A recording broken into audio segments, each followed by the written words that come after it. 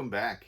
After we finished that last tool review, I wanted to jump into just another quick bottle opener, but this time I kind of wanted to take inspiration from our old lightsaber mallet project that we did, mainly because I'm a Star Wars fan. So I was like, I thought it'd be cool to have a lightsaber themed bottle opener, especially because I have a bunch of these old black walnut chunks laying around. I need to get them, used up, made something. I've already done 2 bottle openers out of them already here on the channel. Figured, let's do a third one out of this, and I have one more, so we'll probably end up doing 4 black walnut bottle openers. But let's try to make this one into Luke's lightsaber, or at least something that kind of resembles Luke's lightsaber. Layout will work.